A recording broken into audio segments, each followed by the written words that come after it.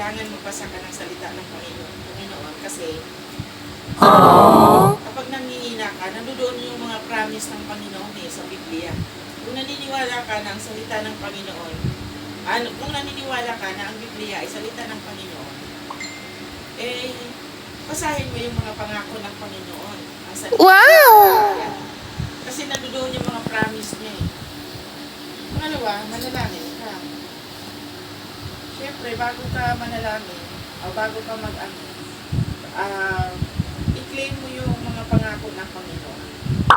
Nice! And then, mag-worship ka sa God. Kaya nga po, kailangan ang worship kasi, worshiping God, isang pamamaraan para maka-recover ka doon sa mga kahinaan mo. Para malagpasan mo yung mga Pagsubok.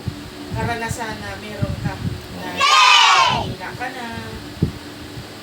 Isang napakalakas na talaga yan kasi naranasan ko yan na talagang down na down ako.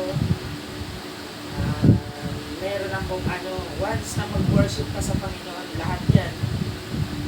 Nakita ko ba yung Jericho? Kung paano ito bugumuho?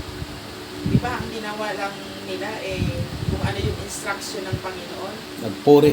Umiikot sila sa tapos nag-worship sila. Sumayaw, sumamba. Umawit sila sa Panginoon. Umawit. Tapos bandang huli, sabi ng Panginoon, sumigaw kayo ng Amen. papuri sa Panginoon. Wow! Anong nangyari? Gumuho ang pader ng Jericho. At talagang walang nalupig nila ang kaaway. makapangyarihan na lugar na kung saan hindi kayang pasukin ng kahit niluman. Okay. Pero dahil sa kapangyarihan ng Panginoon, ayun, gumuho siya sa worship talaga is the best Okay. remedy para tayo ay magiging masigla sa Sige. sa ating pananampalataya sa Panginoon. Okay. Worship. Wow!